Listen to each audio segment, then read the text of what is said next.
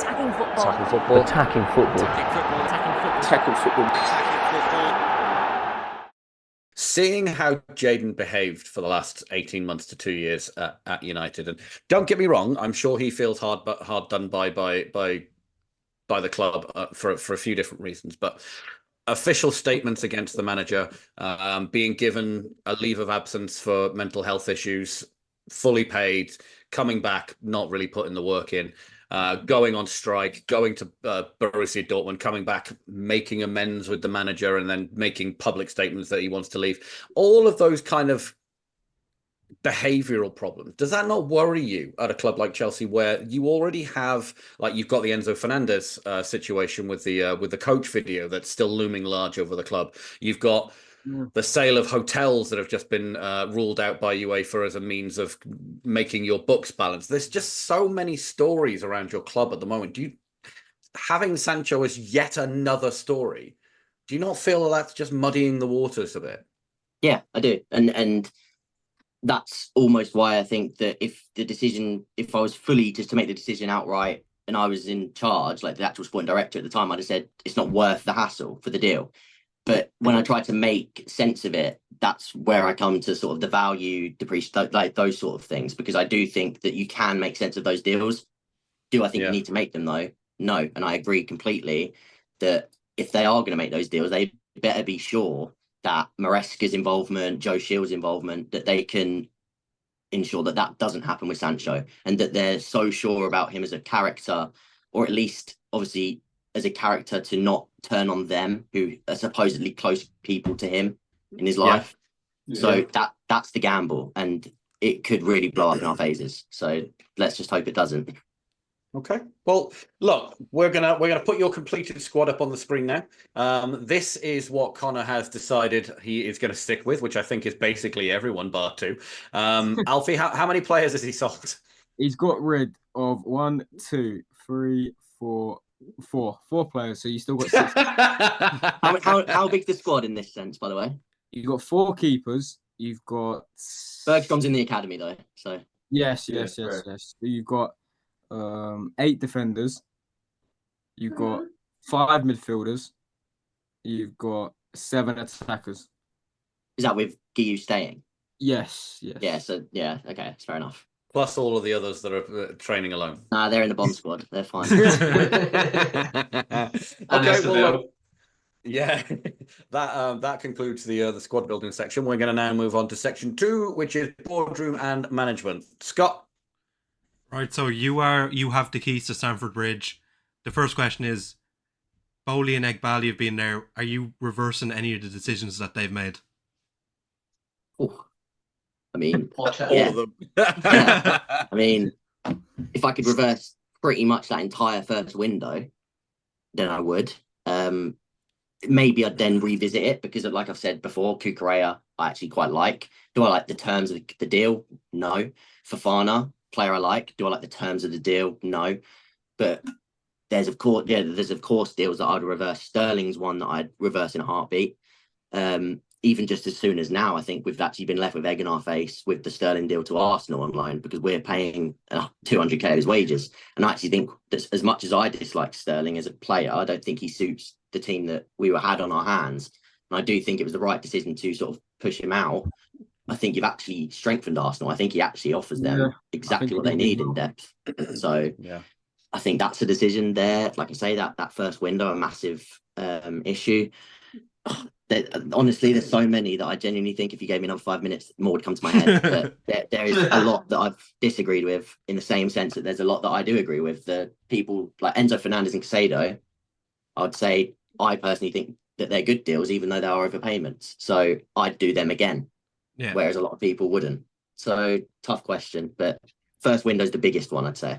Yeah, I'll kind of like help you out. So if you're in Chelsea now, are you sticking with the ridiculously long contract lengths? Right. You're basically taking your players in utero and giving them 35-year contracts. Cole Palmer's on 10 years now with Jackson. Yeah, he is, yeah. Well, I personally, I don't know the degree of sort of the finances and how hard it is to get those people out of the contracts once they're in them. So talking from from the perspective that we can speak from, I actually don't think it's as big a deal as some people are making out, unless the player becomes so poor that they are impossible to get rid of.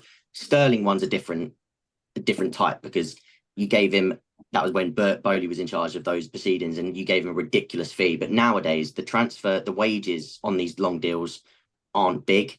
So getting rid of some of them would actually be fairly easy, even if they're not performing, because they're only on 70k, 80k a week. So I don't think that those long-term deals are actually as big an issue. In the past, I think they were, but I think the new revised wage structure has sort of changed it to the fact that they're actually not as big an issue. If that makes sense. Yeah, that makes sense. Yeah. Are you happy with like the transfer strategy that they've been using? I'm happier than most, but I think that it needs, again, it needs tweaking to the fact that it shouldn't all be that they tried to do it all in one go. I think that they pretty much came into a sinking ship. I personally think that the team under Abramovich I think it was covering over cracks with the Champions League under Tuchel. I think this team has needed a blast from the bottom up for a good while now. And I think what they did wrong is they planned to do it as quick as possible. And in doing that, they've actually made it a longer process by thinking, right, let's try and blow it up all in one go, get rid of all the experienced players that we have, start really young, and then see if they can take it from there. But so yeah, I would personally look to add bits of experience where you can. But I think it's so deep in now that it's almost worth letting them sort of gain experience now, because you've already sort of took that, you've already sort of committed to that for the last 2 years. You've already actually had the growing pains of it. You've already upset the fans. You've already sort of took the poor finishes in the league. You should probably just ride it now. But if you could reset it from the beginning, I would do it a little bit slower and add a little bit more experience into the strategy. Yeah, you mentioned like upsetting the fans. I think one of the biggest decisions that they made was very early on when they sacked Tuchel. Yeah. And you're on your 4th permanent manager since Bowley and Clearlake have come in. Have any of them managers would you have kept longer than they kept? Potter, I would have liked to have kept longer, but I think the writing was on the wall for him. I think that it got to the point where the fans and everything, it got so bad that they had to make a decision. This is obviously taken away from Tuchel. So like Tuchel, I would have loved to have kept, but it seems like something else went on there that we don't know about. And I still to this day believe that something bigger happened than anybody knows. So I'd leave that at that. Potter would have kept longer, but I think it was almost forced. Lampard, of course, was interim. Then Poch, no, I think was always a year. Even in my head, it was always a year appointment. I didn't agree with the appointment at the time overly, but even then, I think it was an appointment to sort of bed in the youngsters. I never actually saw him as a long-term manager for Chelsea. I thought he was always going to be short-term. And then Maresca is everything I've wanted in a manager for quite a while. So I'm extremely happy with Maresca. And if I was Chelsea, like if I had the key, which I do right now, I would be holding on to Maresca, whether we finish 8th this year, 7th this year. I'd keep Maresca. I'm that confident in him. Do you think they will? Ooh. If he has a poor season and finishes 12th. Oh, 12. No, he'd be gone at 12. He'd be gone at 12. I think the reports were that no matter where they finish, Unless it's like relegation level, I think they said that they're going to keep him no matter where they finish. The reports have said that. I would be shocked if they kept him below 10th, honestly, as much as I want him to stay. I trust him no matter what. I like the process. Whereas Poch didn't suit any of the squad and it was going the wrong direction. Maresca is everything this squad needs in terms of the direction of the way the squad's been built. It's actually built towards a manager of his philosophy. So I would stick with him. Do I see them keeping him below 10th? No. Hopefully they keep him no matter what, though. On that, where do you think Chelsea finished under Maresca this season? I said 5th at the start of the year. And I think had we have landed an Osimhen, I'd have said 4th. Without, I'm going to stick with 5th, unfortunately. Do you think 5th is that high? Yeah, I'm quite confident we don't finish below 6th. You can come back to this if you want, but We will. Yeah. Well, Alfie's going to clip that exact moment there. yeah, clip it. I'm confident we come top 6. United champions. Who? United champions, yeah. Serious questions only, Dylan. Yeah, maybe not. Do you think there Yeah. do you think there's any like tactical adjustments Maresca could make with his squad to like push his into fourth? Not really. I genuinely think it's everything that I think people think he was stubborn. I tried to tell people that he was nowhere near as stubborn as was being made out in the media, but people just wanted to see it as he plays a 3-2-5, the whole like how the current modern day football's going. There's so much more to Maresca than that. Yesterday, we saw Casado dropping into the back 4, Palmer dropping in as the number 6, with Enzo Fernandez and Gusto basically playing as the number 8. The tactical variety that Maresca has is far superior to anything we saw under Poch. And I honestly think everything he's shown is pretty much exactly what I wanted to see. It's less to do with what Maresca can do now and actually to do with giving him the profiles that the squad lacks, which, as I said, the box dominant 9 is a massive one, because I think yesterday the massive difference would have been we outplayed Palace in every way. We were the better team, and the last 20 minutes we had them pinned in our own half, but you didn't have anybody to aim for in the box. And I think that is the type of player that wins you games in those moments. And we still, after over $1 billion spent, we don't have that profile. $1 billion spent in 3 years, by the way. Yeah. I'm aware. Do you think do you think there's any worry of like a PSR like infractions coming in and maybe like a transfer ban or points deductions coming in? I'm worried, yeah. Because again, it's because like I don't know enough of what the financial, like none of us really know exactly what's happened. They're very confident that they are complying. We're also, you can make the assumption that a lot of it is going to be loopholes and things like that. I think we avoid any massive point deductions. If I had to guess right now, I would say that we probably do incur a transfer ban of some sort. I think based on UEFA's announcement a few days ago that they're not going to accept the sale of properties to sister companies. So that's the women's team, and that's the hotels on Chelsea's land, right?